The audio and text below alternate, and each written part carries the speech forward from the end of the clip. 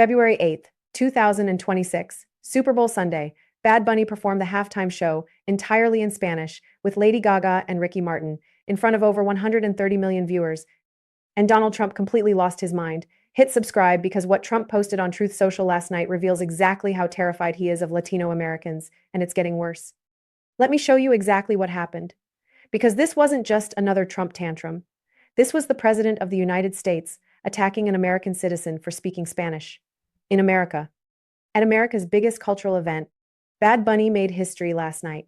First male Latin artist to headline the Super Bowl halftime show.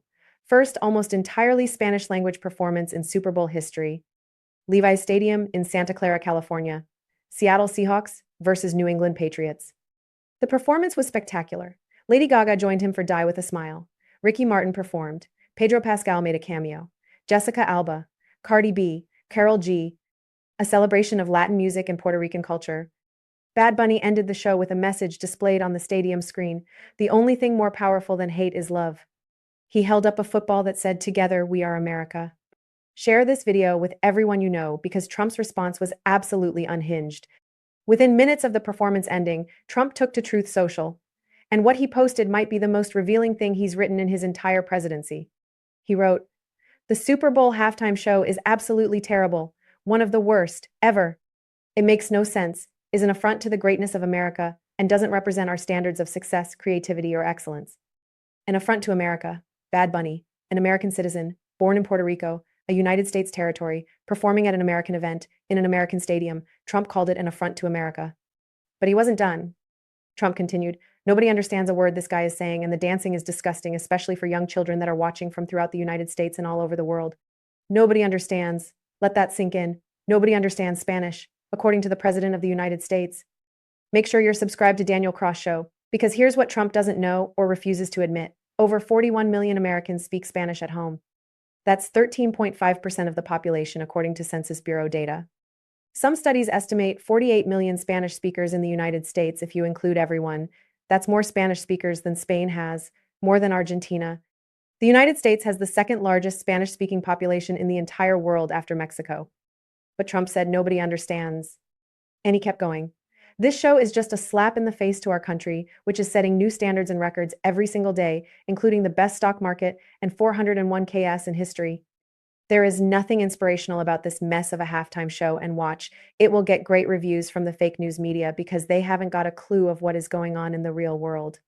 He even added at the end, "And, by the way, the NFL should immediately replace its ridiculous new kickoff rule, Make America Great Again, President Donald J. Trump." The kickoff rule, he's so unhinged he threw in a complaint about football rules in the middle of attacking Bad Bunny for speaking Spanish. Check out what happened before the show even started. Because Trump's meltdown didn't come out of nowhere, MAGA World has been preparing for this since September. When the NFL announced Bad Bunny as the halftime performer back in September 2025, conservative outrage exploded immediately. Benny Johnson called Bad Bunny a massive Trump hater and anti-ICE activist, criticized him for performing in Spanish. Speaker of the House Mike Johnson said Bad Bunny had a niche audience with no crossover appeal, suggested Lee Greenwood as an alternative. Lee Greenwood, the guy who sings "God Bless the USA" at every Trump rally. Homeland Security Secretary Kristi Noem announced that ICE agents would be present at the Super Bowl as a threat to intimidate people attending an American sporting event. Trump told Newsmax he'd never heard of Bad Bunny. "I don't know who he is. I don't know why they're doing it. It's crazy." Never heard of him. Bad Bunny was the most streamed artist on Spotify in 2025, 19.8 billion streams. Fourth time, he's held that title since 2020.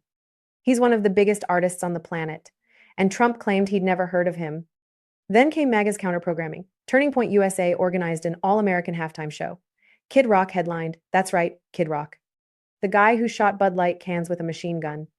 The show was supposed to stream on Twitter, Elon Musk's platform, but even Elon didn't want it.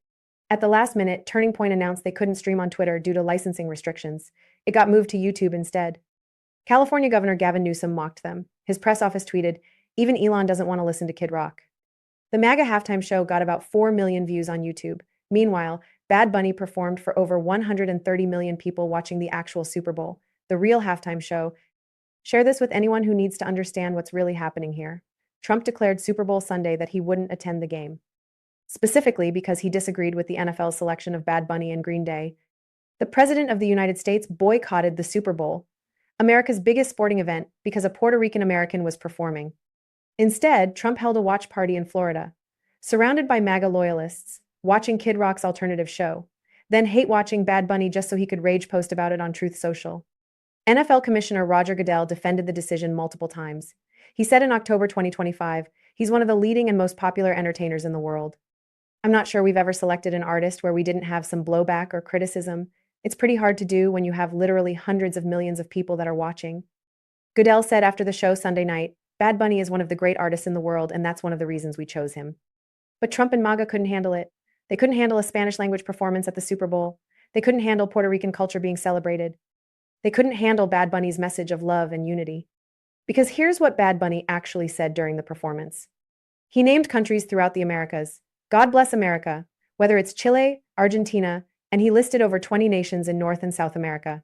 End quote. Ecuador, El Salvador, Jamaica, Honduras, Guatemala, Dominican Republic, Nicaragua, Mexico, United States, Canada, and Puerto Rico.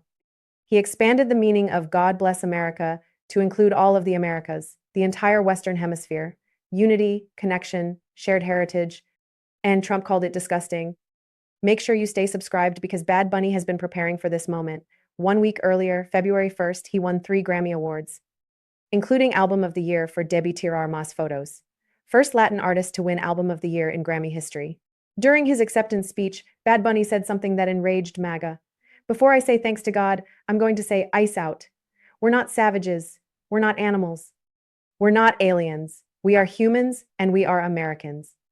Ice out, on live television, at the Grammys, in front of millions.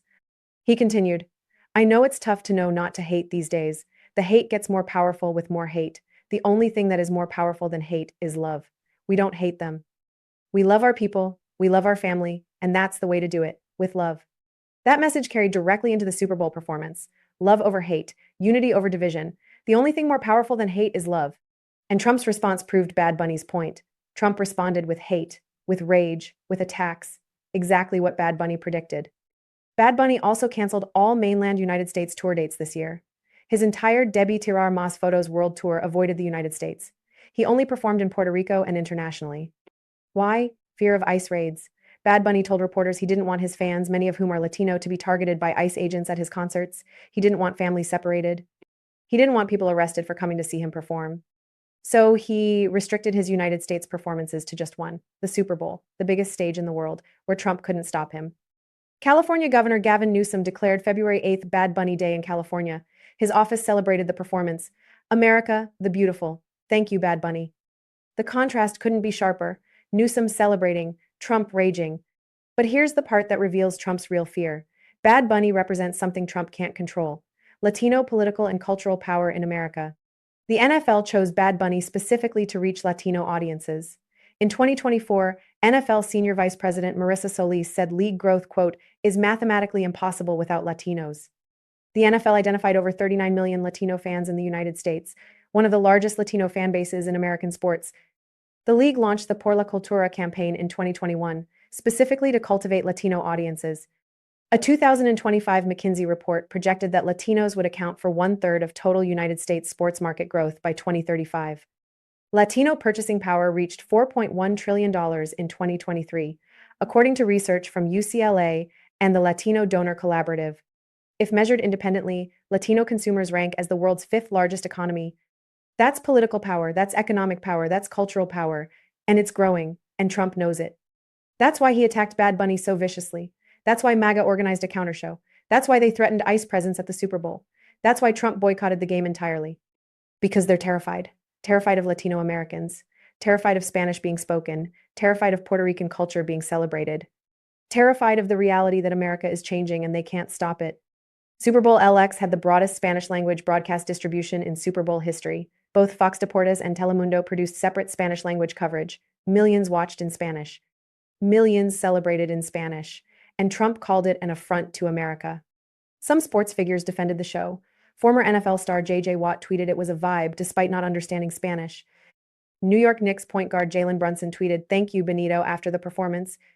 But Trump allies attacked. Brett Favre announced he would skip the official halftime show to watch the MAGA alternative. Pro Football Hall of Famer Eric Dickerson called the NFL one of the most corrupt organizations there is for choosing Bad Bunny. Even Chris Brown tried to get involved. The R&B singer posted on Instagram, "I think it's safe to say they need me," trying to position himself as an alternative to Bad Bunny. They're all missing the point. The NFL didn't choose Bad Bunny randomly. They chose him because he represents where America is going. Young, diverse, bilingual, connected to Latin America, culturally confident. And that future terrifies Trump and MAGA. Because it's a future where they don't matter, where their cultural dominance is gone, where Spanish is as American as English, where Puerto Rican artists headline the Super Bowl, where God Bless America means all of the Americas. Bad Bunny's performance wasn't political in the traditional sense. He didn't mention Trump by name. He didn't talk about deportations during the show. He didn't attack ICE directly like he did at the Grammys. He just performed, in Spanish, with pride, with joy, with love, celebrating his culture, celebrating Puerto Rico, celebrating unity. And that was enough to break Trump, because Trump can't handle Americans who don't perform for him, who don't speak his language, who don't bow to his vision of what America should be. Bad Bunny showed America what it actually is: diverse, multilingual, connected, beautiful, powerful, unified, despite Trump's attempts to divide. The final image of the performance said everything. Bad Bunny holding a football, "Together we are America" written on it. Stadium screen behind him. The only thing more powerful than hate is love. Trump saw that message, and he responded with exactly what Bad Bunny predicted: hate, rage, division, attacks. He proved Bad Bunny right. Live, in real time, to 130 million Americans watching. Subscribe because this moment matters. This wasn't just a halftime show. This was a cultural declaration. Latino Americans are here. They're American. They speak Spanish and English. They celebrate their heritage, and they're not asking for permission anymore. Trump's meltdown revealed his deepest fear. He's losing, not just politically, culturally. The America he wants doesn't exist anymore. The America that's actually here is the one Bad Bunny celebrated last night.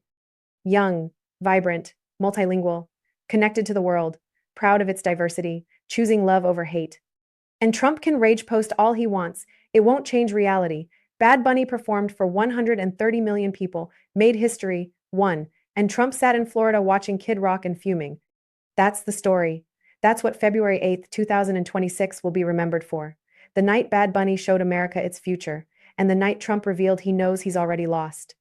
Share this with anyone still wondering whether Trump's attacks on immigrants are really about policy or something deeper. Last night proved it. It's about culture. It's about language. It's about fear of an America that doesn't center whiteness. Bad Bunny didn't just perform, he won. And Trump's meltdown proved it. Leave a comment. Do you think Trump's attack on Bad Bunny will backfire? Will Latino voters remember this in 2028? The answer determines whether Trump's presidency survives past this term. Thanks for watching. I'll see you in the next one.